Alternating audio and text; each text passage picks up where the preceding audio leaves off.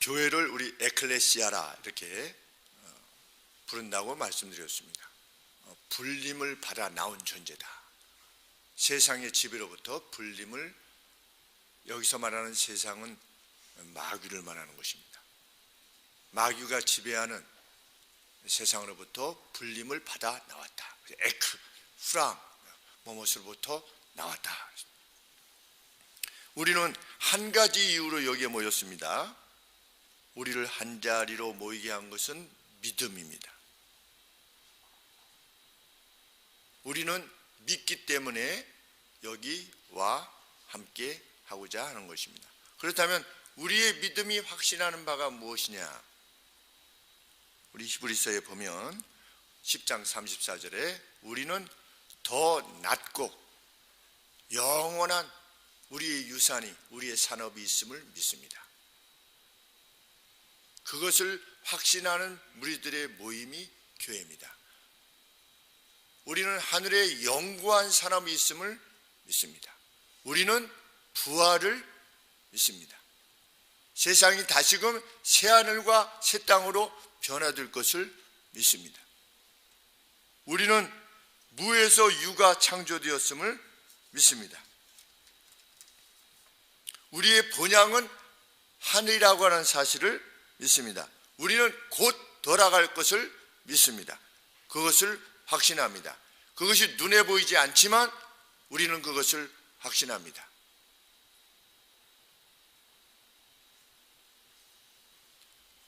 (11장에서) 그 확신을 지녔던 이들이 행했던 삶의 내용을 쭉 기술한 히브리서 기자는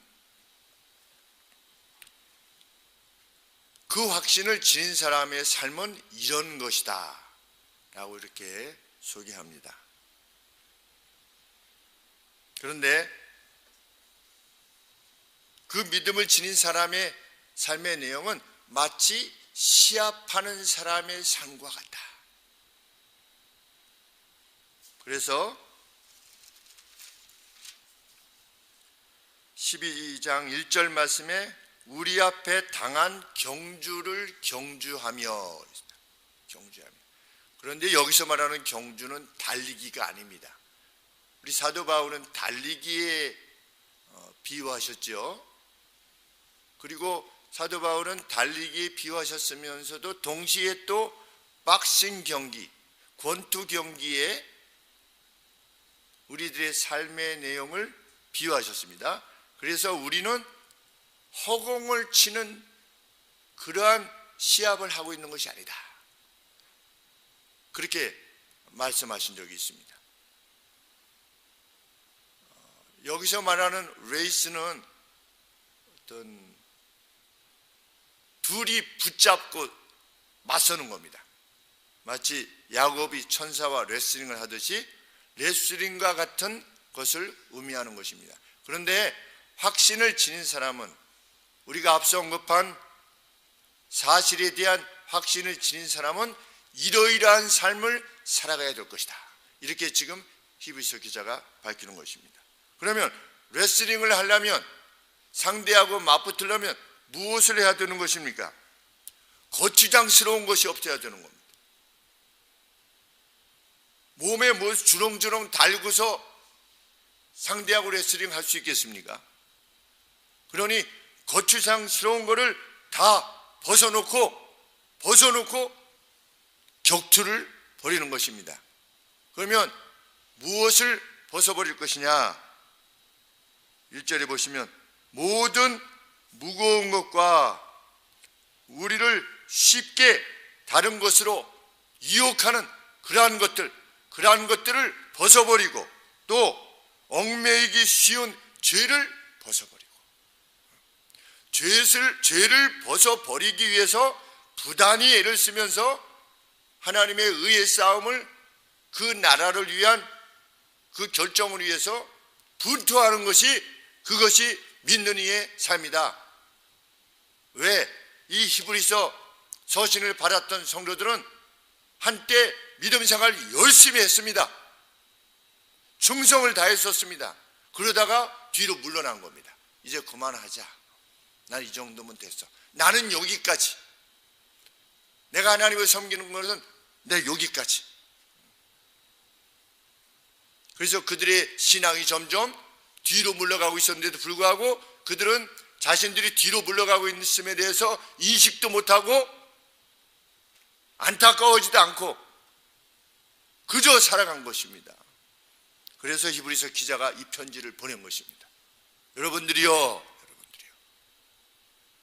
우리 이 경주를 계속해야만 됩니다. 마지막 순간까지.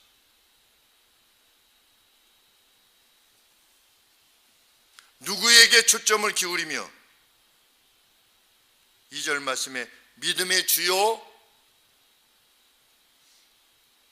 온전케 하시는 이는 이인 예수의 우리의 눈을 고정시키면서 그랬습니다. 픽스다. 우리의 눈을 픽스 시키는 겁니다. 누구한테? 예수님한테. 예수님이 어떠신 분이신데요? 믿음의 주요, 우리의 믿음을 강하게 하시고 또 우리의 믿음을 완전케 하시는 그 예수님에게 우리의 시선을 고정시키며 다른 사람들 보면 뭐 교회가 뭐 이러니 저러니 뭐 부패했네 뭐 타락했네 사람들 보면 역사 시대의 역사 이래로 온전했던 교회가 없습니다. 그러므로 다른 사람의 기준에 나를 비춰보면 나도 잘하는 것 같습니다. 저희 형이, 큰형이 이번에 만나서 소부흥회를 제가 칼럼에 썼지만 소부흥회를 하실 때 주일날 5번 예배를 드렸다. 중고등학교 때 중고등부 예배 드리고 성가대하고 오전 어린 예배에 참석해서 그렇게 기뻤다. 그때 목사 될 생각이 없었습니다. 형이.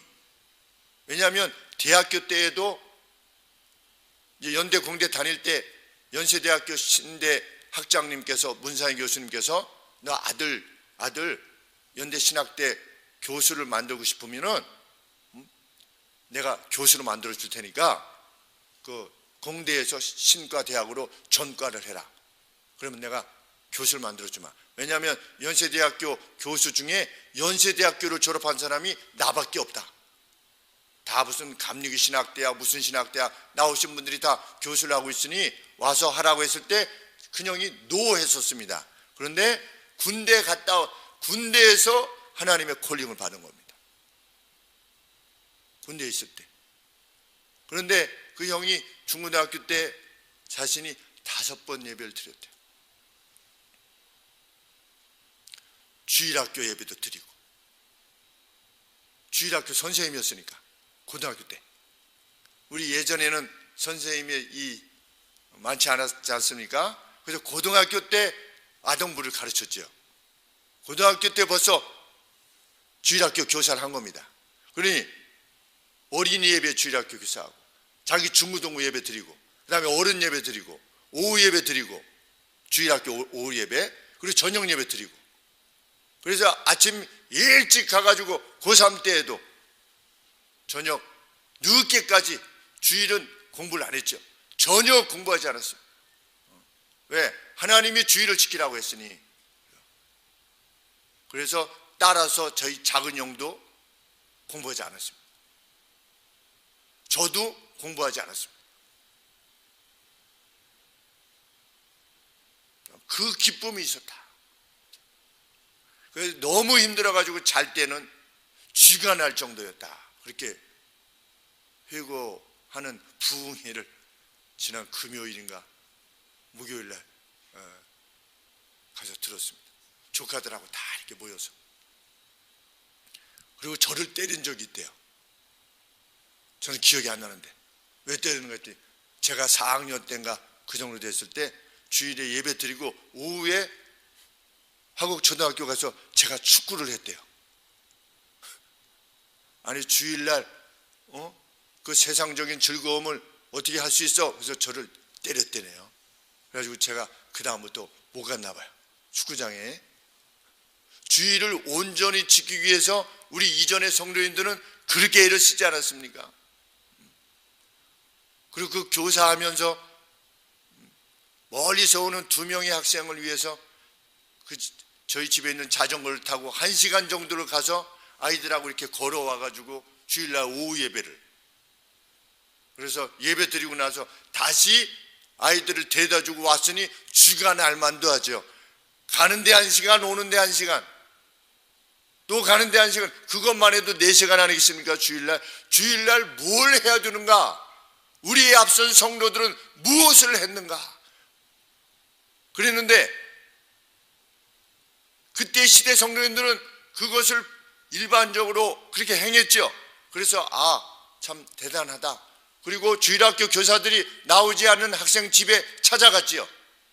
전도사님들도 찾아가고 목사들도 찾아가고, 그래서 그 집 앞에 가서 불러서 나오라고 해가지고 그 앞에서 기도해주고 다음엔 꼭 와라 이렇게 하고 뭐 선물도 준비하고 과자도 준비해서 가서 주고 다시 오곤 했죠.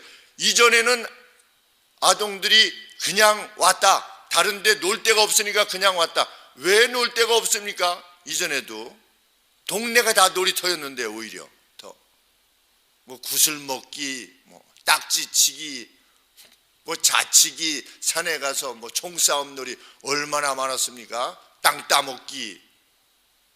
그런데도 교회 나왔습니다. 왜? 교회에 사랑이 있었기 때문입니다. 우리 어렸을 때 당시에 어린아이들을 이 사회에서 얼마나 높여주었습니까? 지금이야 뭐 어린아이들을 그냥 왕과 같이 섬기지만 우리 어렸을 때 무슨 어린아이들이 애들은 가 그랬죠. 애들은 가. 애들이 뭐 이렇게 오려고 그래. 그랬을 때 우리 교회가 어린아이들을 지극적성으로 돌보았습니다. 오늘도 그렇게 한다면 우리 자녀들이 올 것입니다. 우리는 우리가 살아가는 시대에 맞춰서 난 이 정도면 됐어. 우리 화성교회 우리 김진동 성도님이 회고하면서 언급했습니다. 화성교회 장경재 목사님께서 장로를 피택하는 유일한 기준이 뭐냐? 새벽 예배. 새벽 예배를 나오느냐 안 나오느냐에 의해서 장로님을 결정하셨다. 그만큼 예배를 사모하는. 그때 새벽 예배 때 많았죠. 우리 성도들. 그때는 피곤하지 않았습니까? 그때는 6일 근무를 했죠. 토요일도 근무를 했죠. 시대가 변한 것입니다. 우리의 기준이 변한 것이지요. 교회들의 기준이 변한 것입니다.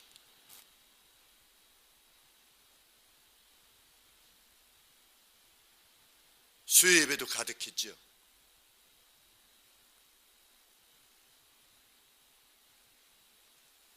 물러서지 마라.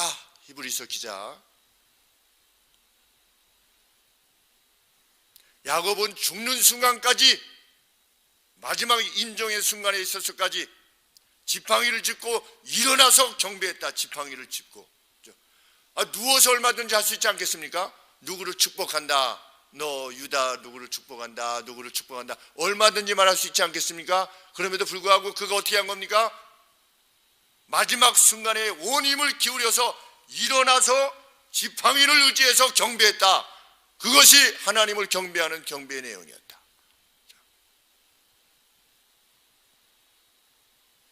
히브리서 기자 이 서신을 받았던 성도들은 물러난 것입니다. 이때가 언제입니까? 로마 시대입니다. 예수님을 믿으면 고통받는 순간입니다. 이들이 오늘의 우리와 비춰볼 때 얼마나 하나님을 섬기기 위해서 자기의 모든 것을 희생했겠습니까? 당시에 예수님을 믿는다는 것이 얼마나 벅차고 고통스러운 일이겠습니까? 그럼에도 불구하고 히브리서 기자가 권하고 있는 것입니다.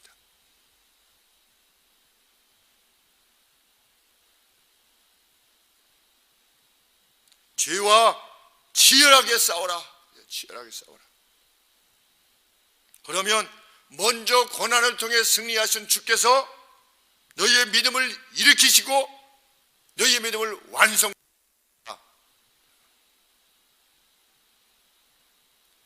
그런데 많이 더 힘들었는지 성도들이 엄살을 피우는 성도들이 있었나 봅니다. 우리 너무 힘들어요. 세상의 삶도 지금 로마 예수님 믿는 것 자체도 힘들지 않소. 맨날 피해서 예배를 드려야 되는, 어디 가서 내가 예수님 믿는 것이 드러나면 그냥 잡혀갈 수도 있는, 그냥 모욕당하는, 출교당하는 이러한 상황이니 좀 봐주세요 라고 하는 이들이 분명히 있었을 것입니다. 그런데 히브리서 기자가 뭐라고 말씀하십니까? 4절 말씀에 너희가 죄와 싸우되 아직 피 흘리기까지는 싸우지 않지 않았느냐.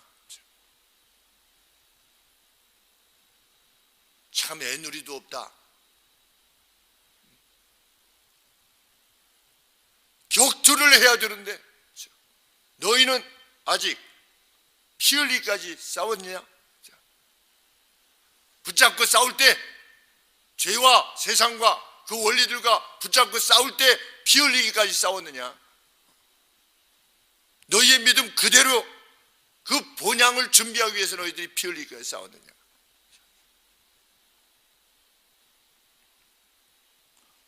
박싱을 하면서 아웃복싱만 했다는 겁니다. 경기장 내에 있는데 링 위에 오르긴 올랐는데 어떻게 하는 겁니까? 무서운 겁니다. 계속 뒤로만 가는 겁니다. 안 싸우려고. 있기는 있어요. 포기하지는 않았어요, 싸움을. 그러나 계속 뒤로 물러나는 겁니다. 우리 마이클 타이슨 권투 선수하고 상대가 올라왔는데 상대가 무섭잖아요. 그래 어떻게 하는 겁니까? 싸우는 신용만 하고 계속 도망가다 결국 패배하는 겁니다. 기껏. 그 관중석들이 어떻게 하는 겁니까? 우리 돈 내고 들어왔는데 막 야유를 보내죠. 싸우지도 않고. 하늘에 있는 총회들이 우리는 어디에 도달한 사람들이다? 하늘의 총회에 도달한 사람이다. 총회가 뭐냐? 제너럴 어셈블리입니다. 어셈블리가 뭐냐? 회집입니다. 회집. 모두가 모이는 회집. 성경에서는 성도의 무리들을 어셈블리라고 언급하지요. 어셈블리가 뭡니까? 모이는 겁니다. 구약에서 그래서 홀리 어셈블리라고 그러지요. 교회를. 광야의 교회를 뭐라고 그랬습니까? 홀리, 거룩한 회집이다. 그 하늘의 총회가 지켜보고 있는 겁니다. 누구를? 우리를 지켜보고 있는 것입니다. 그 총회의 주인이신 우리 주께서 우리의 결투를 지켜보고 있는 것입니다. 죄와 싸우는, 세상의 가치와 싸우는 우리를 지켜보고 계시는 것입니다. 우리를 둘러싸서. 그리스도인이 되려면 꼭 죄와 꼭 그렇게 굳이 표를 내면서 싸워야만 되는가?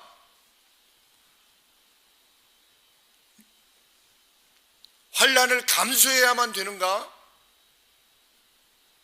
우리 조카 말대로 이제 꼭 술을 그래도 그 유흥을 위해서 좀 한두 잔 할 수 있지 않을까라고 예수님 믿는 친구들이 물어보는데, 좀 그래도 되지 않을까? 한두 잔이 뭐 그렇게 문제가 될까?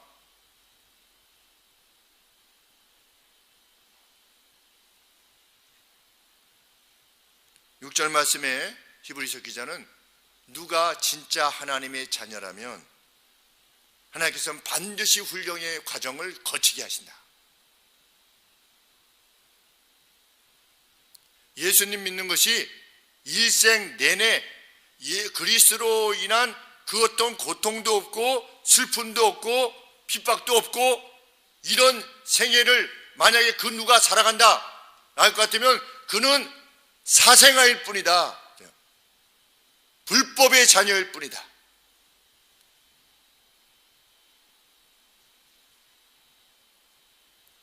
그 누가 진정 자녀라면 이때 당시에 로마 시대 당시에 아들이 태어나면 그 아들을 강하게 훈련시키려고, 아버지일수록 강하게 훈련시키려고 하죠. 그것처럼 하나님께서도 우리를 훈련시키고자 하신다. 그것이 하나님이 행하시는 바다. 그런데 그 누가 예수님 믿으면서 아무런 문제가 없다. 누가 내가 예수님 믿는지도 모른다. 과장님도 교회 다니셨어요? 만약 이런 식으로 삶을 산다. 그거는 사생아일 뿐이다.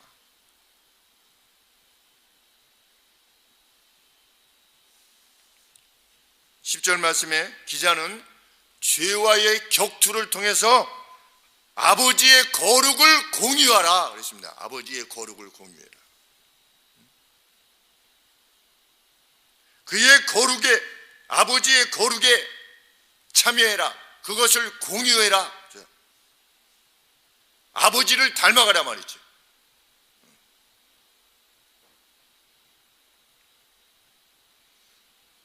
그런데 이 영적 훈련은 죄와 싸우는 것, 그리고 하나님의 뜻대로 사는 것은 결코 즐거워 보이지 않습니다. 그리고 힘이 듭니다. 11절 말씀에 무릇 훈련이 당시에는 즐거워 보이지 않고 슬퍼 보인다. 그렇지 않습니까? 우리가 하나님의 뜻대로 하려면 그게 늘 기쁩니까? 마음에 들지 않는 사람 받아줘야 되고 용서해 줘야 되고, 그게 쉽습니까? 사람들이 어떻게 합니까? 아니, 이 사람은 어쩔 수 없어. 내가 미워하는 거 어쩔 수 없어. 나 불편해, 저 사람 만나면. 뭡니까?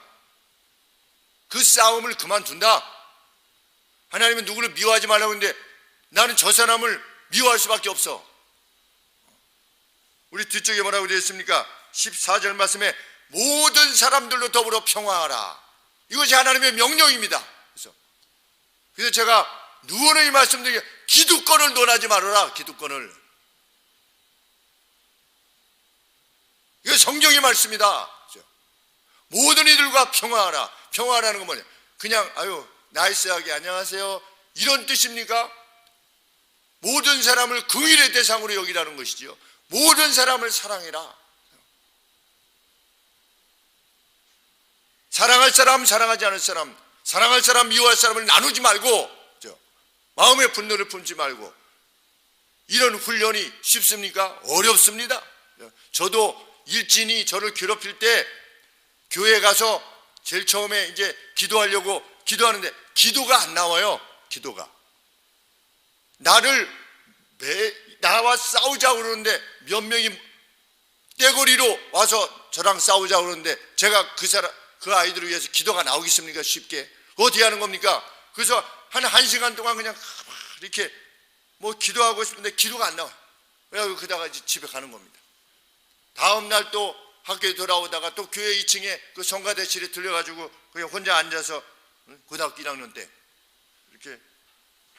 이렇게다가 또 며칠을 그렇게 지나갔는데 어느 날 갑자기 그냥 눈물이 활칵 쏟아지면서 하나님, 쟤네들을 불쌍히 여기 주옵소서.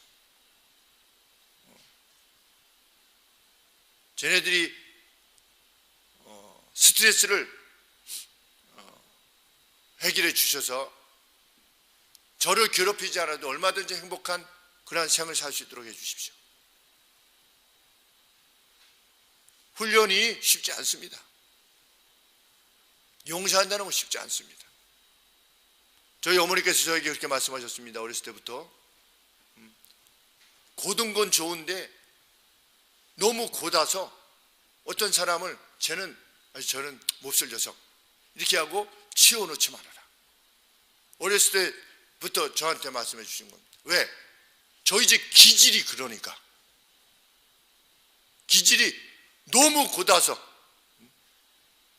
아버지께서 그 학교 교장 선생님이 그 학생들의 수학여행비를 조금 삥땅하셔가지고 이게 자기가 가져갔는데 저희 아버지께서 그거 잘못된 것이다 라고 해가지고 교장 선생님이 당신 뭐 이렇게 하니까 아버지도 그냥 바로 사표. 그때는 공무원, 선생님, 그리고 또 뭐가 하나 있다고 그러는데 은행원, 요 셋밖에 없었대요. 이 정식으로 뭐 이렇게 직장을 가질. 근데 아버지 그냥 그만큼 고드셨던 거지요. 근데 이 고든 거는 너희 아버지를 본받아라. 그런데 고든 것이 너무 지나치게 되면 하나님의 뜻대로 이렇게 살 수가 없으니까 그래도 너그럽게 궁유를 지니고 살아가라. 제가 어렸을 때부터 제가 그래서 어머니 말씀을 그걸 기억한 거예요. 왜? 저는 이전에 부모님을 비롯해서 저희보다 앞선 세대에서 하신 말씀을 마음에 넣습니다. 왜? 그분들은 이미 경험한 것이기에 사랑해서 주시는 말씀이니까 가급적 제가 받아서 그것을 실행하려고 한 것이지. 그런데 하나님의 말씀을 보니까 그 말씀이 진리의 말씀이에요. 모든 사람과 평화해라. 우리는 모든 사람과 평화합니까? 지금 우리는 평화하지 않으면 회개하고 돌아서야 됩니다. 미움의 대상이 있다면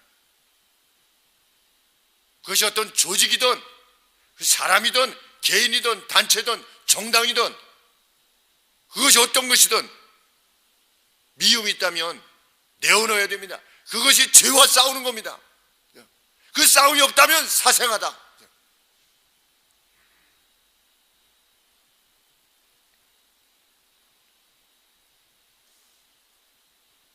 맞서지 않으면 편합니다. 거룩한 싸움을 싸우지 않으면 편합니다. 목사도 그렇습니다. 싸우지 않으면 편하죠. 예배 안 드리고 그냥 인터넷으로 하면 편합니다. 제가 고민할 이유가 뭐가 있습니까? 눈물을 흘릴 이유가 뭐가 있습니까? 간이 나빠질 이유가 뭐가 있습니까?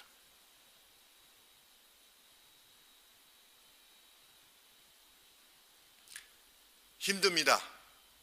믿음의 삶을 사는 것은. 그래서 예수님이 말씀하시지 않았습니까?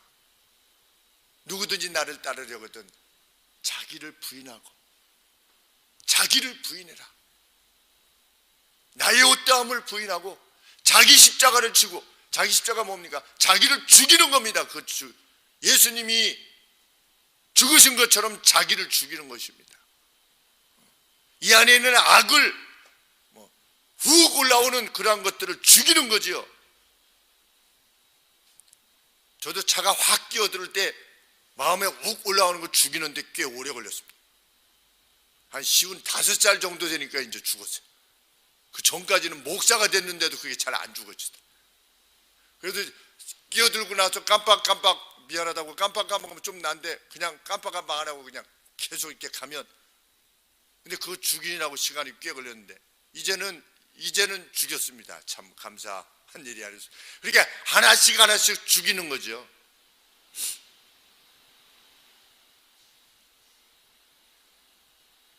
야곱이 그 생애를 산 겁니다.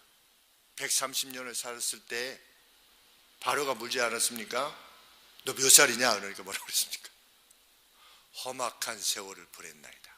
야곱이 하나님의 그 장자권, 하나님의 약속을 사모하지 않았으면 아무런 문제가 없었어요. 그냥 형 동생 아우하면서 그냥 팥죽 끓여 먹으면서 형이 사냥해 온 고기 먹으면서 아버지 거부, 이삭 부자 아니겠습니까? 그 밑에서 여유롭게 그냥 어떤 토 정도로 살아갈 수 있었습니다. 그러나 야곱이 왜 130년간의 그 험악한 세월을 보냈습니까? 약속 때문입니다. 약속, 하나님의 약속. 그 약속에 맞게끔 살아가기 위해서 20년간의 머슴과 같은 생애를 산 겁니다. 그 이후로도 아주 절망과 같이 보이는 생애를 살아간 것입니다. 다윗 역시 어땠습니까? 사울에 의해서 약 10년간 쫓겨다니면서 살해 위협을 받았습니다. 왜 살해 위협을 받았습니까? 골리앗을 죽였기 때문인 것입니다. 하나님 나라를 위해서 헌신했기 때문입니다. 그냥 형 먹을 것 갖다 주기 위해서 안부도 묻고 형 데려다 주고 형 잘 있었어 돌아와서 아버지한테 형 잘 있었습니다 라고 했으면 아무런 문제가 없었죠. 다윗이 왜 살해 위협을 받습니까? 우리는 그러한 살해 위협을 받고 사냐 이것이지요. 오늘날 무엇을 위해서? 하나님께서 주신 그 거룩한 가치를 위해서.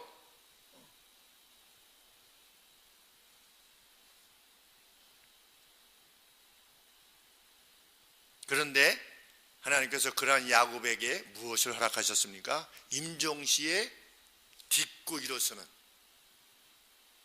마지막 죽는 순간까지 확신한 거죠. 감사합니다 하나님. 네. 비록 험악했으나 감사합니다. 왜? 이거 나그네 인생이니까. 우리는 그것을 믿기 위해서 모이는 거 아니겠습니까? 정말 나그네 인생이다.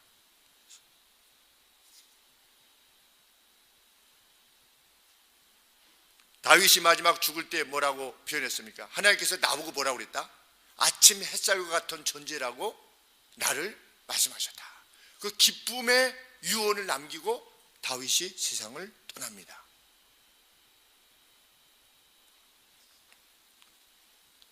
히브리서 기자의 약속 그대로입니다. 의로움의 평화로운 열매를 허락할 것이다. 11절 말씀에 무릇 징계가 당시에는 즐거워 보이지 않고 슬퍼 보이나 후에 그로 말미암아 연달한 자에게는 훈련이 되은 자는 의로움의 평강스러운 열매를 맺게 된다. 의로움으로 말미암는 평강, 그 열매를 반드시 누리게 된다. 야곱도 누리고 다윗도 누린 것입니다. 우리 앞서 떠나신 믿음의 참 위대한 스승들을 보면 정말 제가 보면 그러했습니다. 장경재 목사님, 안만수 목사님 그러했습니다.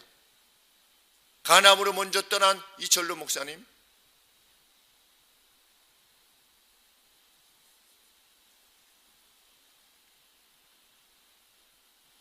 의로움의 평화로운 열매.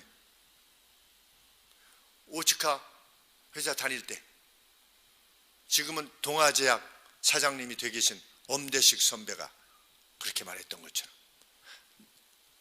김희승 씨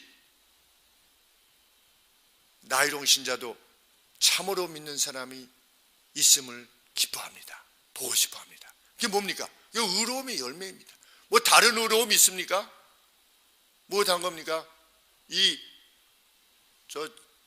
영업 사원 그때 나가면 다른 사람들은 딱 나가면 다른 사람들이 다는 아니겠지만 10시에 딱 다녀오겠습니다 해가지고 수습사원 때 나가보니까 그냥 사우나에 그냥 영업사원들이 가득 차 있는, 그것을 보고서 야 이러니까 회사들이 안 되지. 제가 그런 생각을 하면서 이 수습사원이니까 떼고 혼자 나가게 되면 정말 쌍코피나게 다니면서 회사에 내가 받은 월급의 10배를 내가 돌려줘야겠다.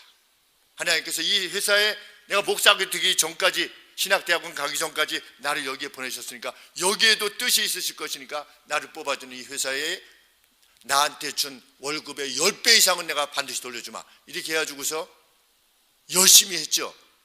열심히 한 것밖에 없습니다. 그리고 일본인 사장님이 회식 자리에 가가지고 무슨 도조 이렇게 했을 때 술을 이렇게 하면서 도조 뭐 이렇게 해요. 도조가 뭔지 여간에 모르겠지만 제가 I don't drink, 난 술 마시지 않습니다. I'm a Christian. 내가 일본말 못하니까 영어로 그랬을 때 그러냐고 우리 사장님이 다른 사람 술 따라주고 저만 술 안 먹은 거죠. 그 두 가지밖에 없는 거죠. 열심히 일하고 그죠? 나가서 잘 다녀오겠습니다. 다녀오겠습니다라는 말에 걸맞게 나가서 다녀오기를 원했고, 하나님이 원하시는 것처럼 술 마시지 아니하고 어떤 센슈얼리티, 감각주의에 정속되지 않는 자로 살아가고자 했을 때 장로님 되신 그 사장님께서 그때 참 28살인가 27살인가 24, 25, 27살이군요. 27살 때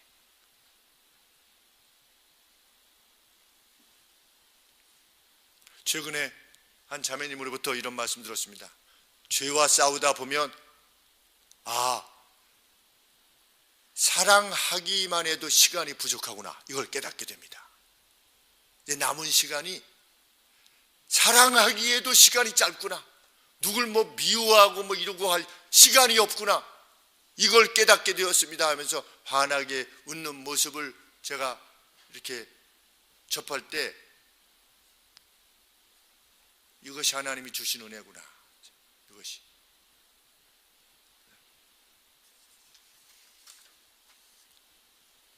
개인적인 삶에 대해서 언급하신 히브리서 기자가 이제는 교회 전 멤버들을 향해서 요청합니다. 2인칭 복수를 사용합니다. 당신들은 교회 전체에 논하는 것입니다. 12장 12절 상반절에 그러므로 약한 손을 허약한 무릎을 강하게 하라. 12절에 피곤한 손과 연약한 무릎을 일으켜 세워줘라. 일으켜 세워줘라. 누구의 무릎을? 성도들의 무릎을. 그냥 나 예수님 잘 믿고 천국 가는 이것이 아니라는 겁니다. 총회가 뭐냐? 어셈블리, 모임, 교회의 연합. 교회는 무엇 하는 것이냐? 거기에 총회를 우리가 함께 구성할 것이다. 그 집회를 함께 구성할 것이다. 믿고 거기에 도달하기까지 연약한 무릎들을 일으켜 세워주는 우리들이 교회인 겁니다. 어디까지 우리는 하고 있는가? 같은 교회를 섬기고 있는 형제 자매들의 어디까지 무릎을 강하게 하고 연약함을 행하고 있는가? 무릎을 강하게 하라고 그랬는데 여기서 강하게 하라고 하는 것은 바른 상태로 돌아가게 하라 이것입니다. 형제들이 본래의 자리로 돌아갈 수 있도록 함께 힘을 거두라는 것입니다. 권사님께서 참 어떤 성도님이 이렇게 예전의 믿음을 회복했으면 좋겠습니다 라고 이렇게 말씀하시면서 참 눈물을 보이시는 걸 볼 때 저도 눈물이 났는데, 지난주 토요일이 어떤 한 성도가 이전에는 참 열심히 하나님을 섬기셨는데 지금 믿음으로부터 이렇게 뒤떨어져 있는 이러한 형편의 모습을 보고 그냥 너무 안타까우셔서 눈물을 흘리시는데 저도 눈물이 났어요. 오랜 세월 동안 함께 했는데도 불구하고 믿음의 진보가 없음을 불쌍히 여기는, 그래서 눈물을 흘리기까지 할 수 있는 그런 교회가 되라.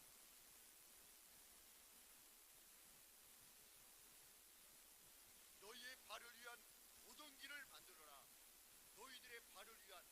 어떤 사람이 이제 교회 내 성도들이 이제 같이 걸어가야 되는데 이 길이 굽어 있으면 이게 바로 걸어갈 수가 없지 않습니까? 그러니까 교회가 성도들이 함께 힘을 다하여서 길을 굽게 스트레이트로 펴 놓음으로 말미암아 다른 성도들이 그 펴놓은 길로 갈 수 있도록 해라. 이것이 교회입니다.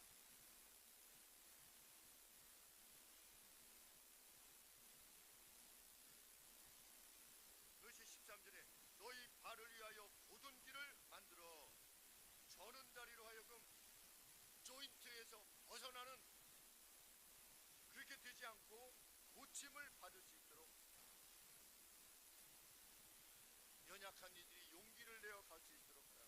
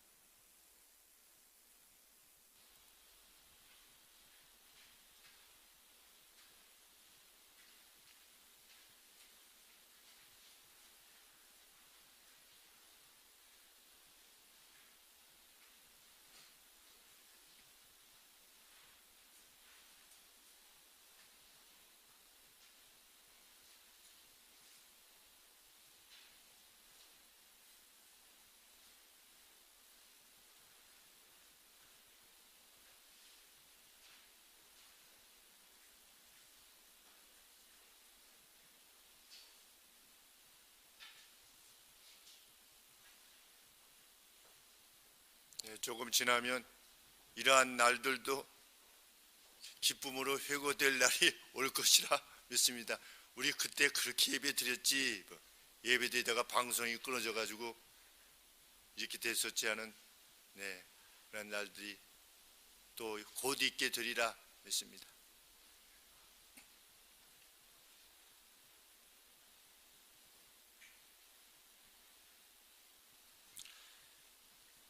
(13절) 너희 발을 위하여 곧은 길을 만들어. 공동체가 걸어가는, 교회가 걸어가는 길이 곧고 발라서 다른 이들도 용기 내어 그 길을 갈 수 있도록 하십시오. 우리 한 사람 한 사람이 교회에서 행하는 바가 끼치는 영향이 그것입니다. 부산 세계로 교회와 은평교회, 그리고 서북교회, 부산 기독교 총연합회, 대전 기독교 총연합회 교회들이 선언하고 600여 교회가 헌법 소원을 저희 교회도 포함하여서 제기한 상태, 우리가 이 예배를 그리도 소중히 여기고 있음을 고백하고 그것에 용기 내어 나서는 이들이 있기에 여타의 8만 교회도 용기를 내어서 오늘 예배를 드리고 있는 것입니다. 마치 7천을 남겨두신 것처럼 경배하지 않으면 죽을 것 같은 은평교회 목사님께서 그렇게 말씀하시더군요. 나는 죽을 것 같다. 자살하는 사람의 심정을 알 것 같다. 이 안에서의 그 뜨거움, 경배 드리지 못함에 있어서요. 거기도 큰 교회지요.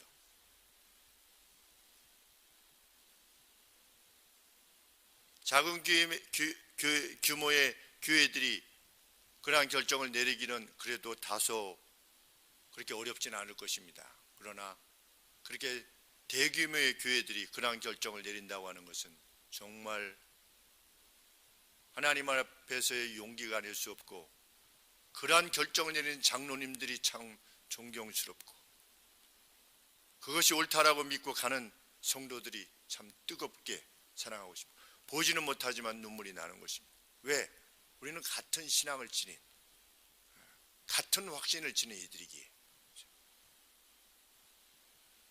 우리가 성경에 대해서 고백한 것처럼 성경 외에 그 어떤 해석이 있을 수 없다. 그것을 믿는 이들이 종교개혁의 정신을 이어받은 우리 개혁교회이기에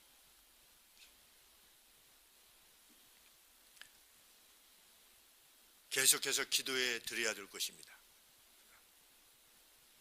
이어 기자는 교회 공동체로 누구와도 평화를 추구해라.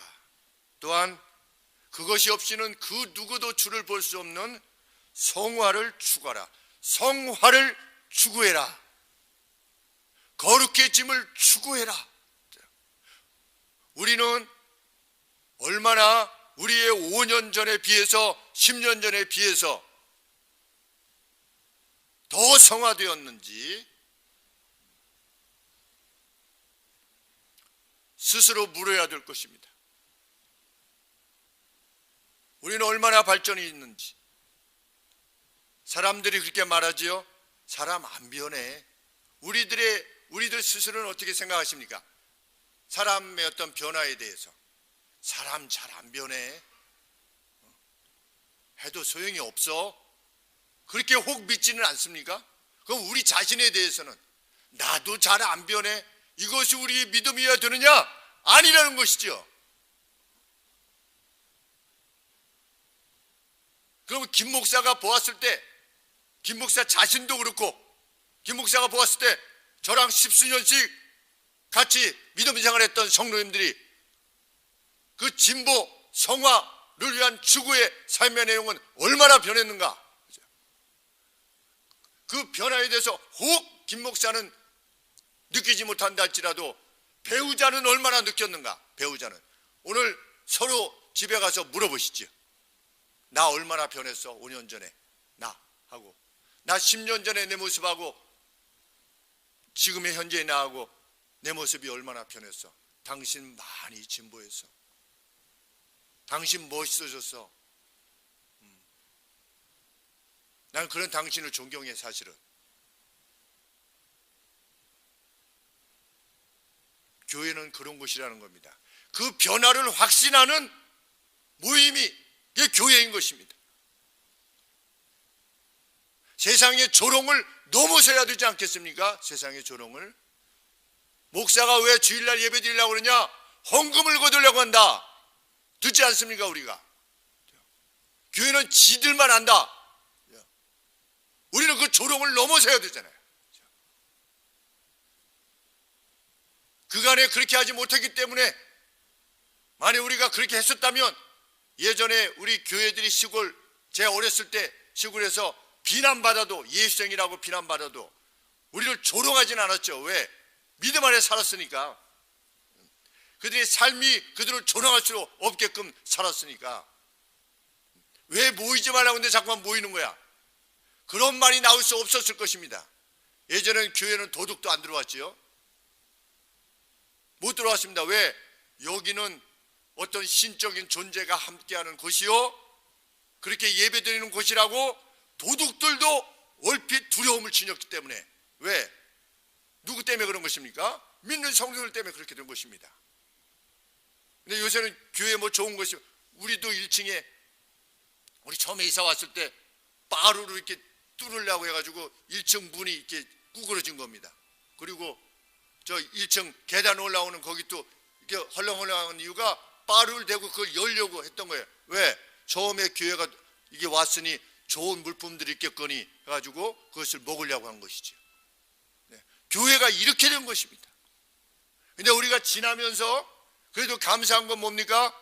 이 뒤에 주일 되면 차 안 돼요. 동네 분들이.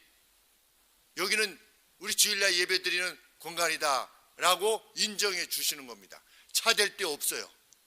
그런데도 여기는 안 돼요. 왜 그런지는 몰라요. 근데 여하간에 누구를 만나든, 박 목사님이나 저나 누구를 만나든 사랑으로 대했던 것만은 분명합니다. 누가 오가시든, 화장실에 한번 왔다 가셔도 세상의 그를 넘어서야 된다. 이어 기자는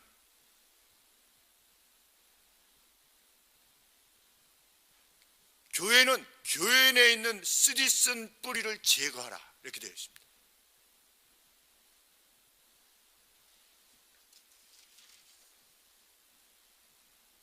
(15절) 말씀이야. 너희는 함께 돌아보아서 하나님의 은혜에 이르지 못한 자가 있는가 두려워하고, 또 쓴뿌리가 나서 교회를 괴롭게 하고 많은 사람이 이로 말미암아 더러움을 입을까 두려워해라. 교회 내에 다른 가르침을 가르치는 자들을, 교회의 평강을 해하는 자들을, 하나님이 명백하게 말씀하신 내용을 반대하는 자들을 제하라. 이것이 거룩한 교회에 말씀하시는 성경의 말씀의 내용입니다.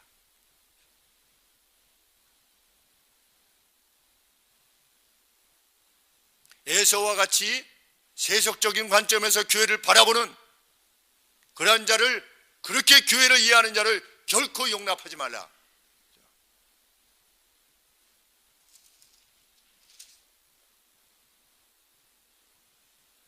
에서는 장자권을 한 죽의 먹거리로 바꿨지요. 교회 내에 임하시는 이 하나님의 어미하심에 대한 이해가 없는 자, 에서와 같은 자다. 17절 말씀은 무서운 말씀이지요. 너희 아는 바와 같이 저가 그 후에 그 아버지로부터 기업을 받으려고 눈물을 흘리며 구하되 버림바가 되어 회개할 기회를 얻지 못하였느니라. 하나님은 늘 나중에 뭐 회개하면 되지, 회개의 기회가 그렇게 마음껏 주어지는 것이 아닌 것입니다. 교회는 교회의 화평과 거룩을 동시에 추구해야만 됩니다. 화평을 위해서 거룩을 깨면 안 되고, 거룩을 강조하여서 화평을 깨는, 이 모든 일들의 이유가 무엇입니까? 우리는 천국 시민이기 때문입니다. 우리가 갈 나라 본향이 거기 있기 때문에 그것을 확신하는 자는 이렇게 행해라.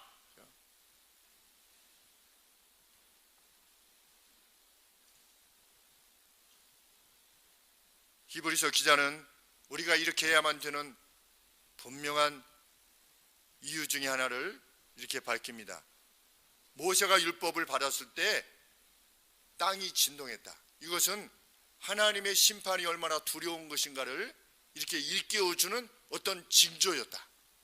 모세도 너무 두렵다라고 할 정도로 그 하나님이셨는데 우리는 그 호렙산에 우리가 도착한 것이 아니요, 우리는 어디에 도착했냐? 하나님의 보좌가 있는 천국에 이르렀다는 겁니다. 이런 존재라는 겁니다. 우리는 호렙산이 아닌, 그래서 18절에 너희가 성도들이여 교회여 당신들이 이룬 것은 어디가 아니라 19절 나팔소리와 말하는 소리가 아니라 당신들은 거기 가지 않았다. 이게 무슨 말씀입니까? 거기에 하나님이, 호렙산에 하나님이 강림하셨죠. 강림하셨을 때의 그 모습도 그만큼 두려울 정도였는데, 모세도 두렵다고 할 정도였는데, 우리는 지금 어디에 속해 있느냐? 그 하나님이 친히 계시는 천국에 속해 있다는 것입니다. 그러니 이 하나님의 보좌가 여기 있는, 직접 있는 이곳에 이른 자로서 우리가 죄와 어떻게 싸워야만 되는 것은 너무나 명백하다는 것이죠. 그냥 예수님이 나의 죄를 용서해 주셨으니 그냥 싸움하지 않고 그냥 아웃복싱만 하다가 세상과 교회 내에 경계가 그리 선명하지도 않아요. 그래서 밟을까 말까 언제든지 발을 뺄 수 있는, 세상이 원하면 언제든지 발을 뺄 수 있는 그러한 상태에 있는 자는 두려워라는 것입니다. 우리는 그럴 수 없는 존재라는 것이죠. 25절 말씀에 너희는 삼가 말씀하신 자를 거역하지 말라. 땅에서 경고하신 자 모세지요. 모세를 거역한 자가 다 쓰러졌다는 겁니다. 하나님께서 친히 말씀하시는 내용, 이 성경의 말씀이지요. 성경의 말씀을 거역한다면 그가 어떻게 될 것인가는 너무나 명백하지 않느냐. 우리는 어떤 존재다? 이미 천국에 그 보좌가 계신 천국에 이른 존재다. 우리가 어디에 도착했는가 실체에 대해서 말씀하고 있지 않습니까? 22절에 너희가 도착한 곳은 시온산과 살아계신 하나님의 도성인 하늘의 예루살렘과 천만 천사와 하늘에 계신 장자들, 예수님 믿는 사람들의 총회와 어셈블리와 그 회집과 교회와 만민의 심판자이신 하나님과 및 온전케 된 의인의 영들이 있는 곳, 새 언약의 중보이신 예수와 및 아벨의 피보다 더 낫게 말하는 뿌린 피가 있는 곳에 우리는 이미 도착한 존재들이니 어떻게 해라? 죄와 피 흘리기까지 싸워라.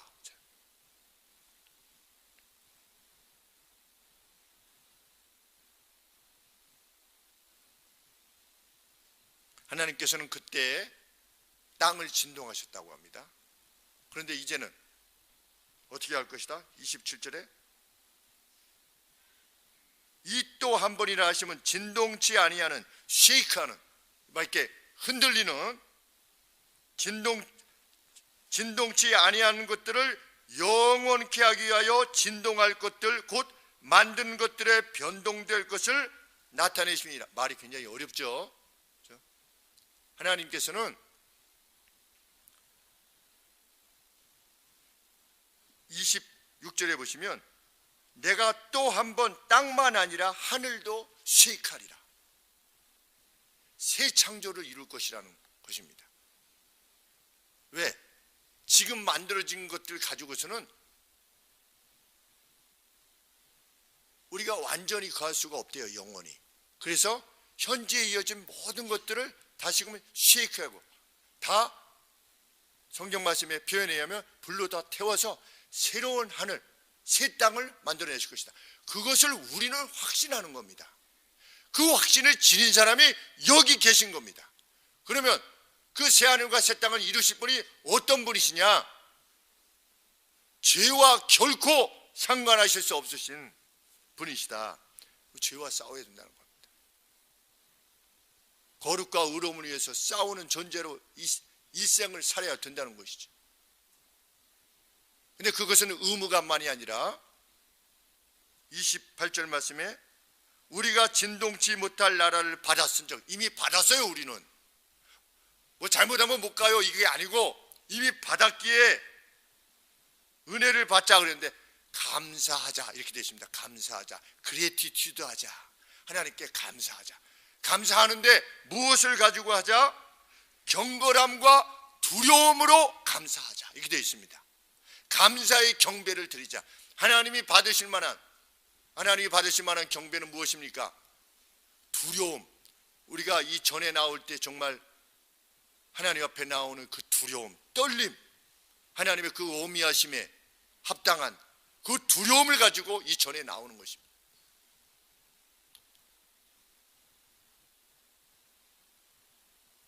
여기는 김 목사의 사상을 배우는 데가 아니고 김 목사를 통해서 주시는 하나님의 말씀을 듣고 그 진리의 싸움을 싸우는 것입니다. 그 싸우고자 하는 부들이 모이는 것입니다. 그분은 어떠한 분이시다? 마지막 말씀에 우리 하나님은 소멸하시는 분이시니라. 얼마나 두려운 말씀인지 알 수 없습니다. 우리 토치 있지요. 토치 가스로 해가지고 토치 막 나오는 거. 우리 그 소멸하는 불인데 우리 토치를 가까이 갈 수 있습니까? 토치를 누가 이렇게 토치 가지고 이렇게 하면 어디 좀 만져보지 이렇게 할 수 있습니까? 막 화염이 일 때 도망갈 수밖에 없죠.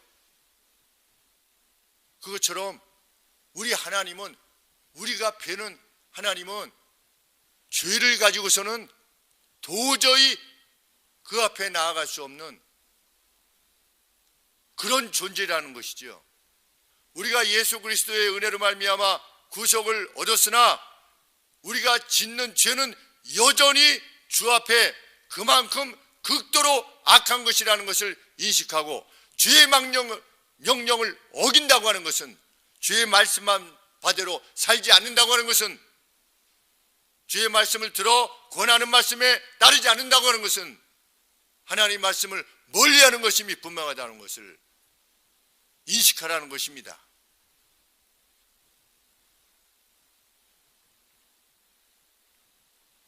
우리 뒤로 물러서지 않기를 원합니다. 이 싸움에 있어서 또한 진보가 있는 우리가 되기를 원합니다. 신앙에 있어서 이 진보, 정말 5년 전보다 오늘보다 5년 후가, 그런데 훈련이 없이는 안 됩니다. 나는 이 히브리서 서신을 받았던 분들도 저 너무 힘들어요, 그만하세요, 이 정도면 됐지 않아요? 라고 우리보다 더 헌신되고 충성된 분들이었습니다. 그런데도 불구하고 이 성경 말씀을 받게 되는 것입니다. 오늘 우리가 그 어떤 것으로도 참 이 싸움에 있어서 뒤로 물러서지 않는, 정말 하나님의 거룩하심을 높이고 두려워하고 떠는 그 경외가 함께하는 감사함으로 하나님 앞에 나오는, 교회를 제발 사람의 모임으로 보지 않는, 하나님께서 세우신 교회로 보는, 그러한 교회, 진리가 살아있는 교회 되기를 위해서 함께 수고하는 우리가 되어주기를 소원합니다. 기도하겠습니다.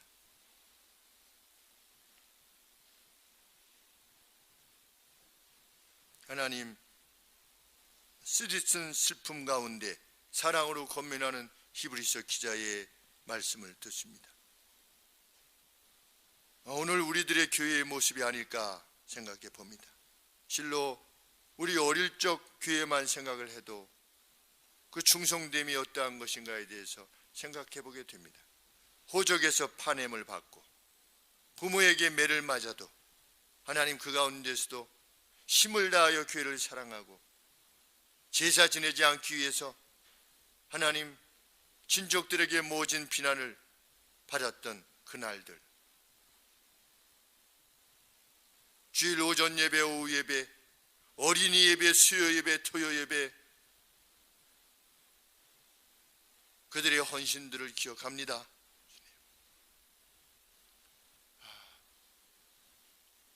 며칠을 금식하며 기도하셨던 목사님들도 기억합니다. 하나님, 우리를 받아주시고 우리의 심령이 새로워질 수 있게 되기를 원합니다. 어쩌면 우리들의 예배도 더 이상 드릴 수 없는 날이 올지도 모르는, 하나님 얼마든지 하나님께서 그렇게 하실 수 있는 크신 하나님이시요 어미하신 하나님이심을 저희가 잊지 않게 하여 주시옵소서. 동방의 예루살렘이라고 불렸던 평양이 저렇게 캄캄하게 모든 교회의 십자가가 아버지여 사라지라고 그 누구도 예상치 아니하였으나 아버지여 남한보다 오히려 훨씬 더 많은 십자가들이 아버지 면마다 리마다 교회가 세워졌던 아버지여 북한 땅이 캄캄하게 되었다는 사실을 저희도 잊지 않게 하여 주시옵소서. 하나님의 영이 떠나가시면 아버지여 교회도 사라질 것인데, 하나님 저희뿐만 아니라 저희 다음 시대에 대한 영적인 유산의 책임도 결코 잊지 않게 하여 주시옵기를 간절히 소원합니다. 어린이들이, 젊은이들이, 심지어 믿는 가정의 자녀들까지도 교회를 떠나가는 이 참담한 현실 가운데 있음에 대하여 금식하지도 못하고 눈물도 흘리지 못하고 애국하지도 않는 아버지여 우리들의 교회가 되었으며, 오히려 집사라고 하는 자들이 교회 예배를 막아서는 아버지여 이때가 되었사오니 주여 우리들의 죄를 용서하시고 우리들의 조상들의 죄를 또한 용서하여 주시옵소서. 하나님 새롭게 하여 주시옵소서. 우리들의 심령이 주를 향하여 한번 뜨겁게 다시 일어날 수 있게 하여 주시고 부흥의 기운을 허락하여 주시옵기를 간절히 소원합니다. 하나님 그저 긍휼히 여기시고 이 땅에 살아가는 5천만의 영혼들을 주께서 기억하시고 주께서 구원케 하실 영혼들이 분명히 있는 줄 믿사오니 하나님 때가 저물기 전에 힘을 다하여서 이 소식을 삶과 우리 입으로 전하는 저희들 되게 하여 주시옵소서. 예수 그리스도 이름으로 기도하옵나이다. 아멘. 다 함께 일어나셔서 386장 찬송하겠습니다.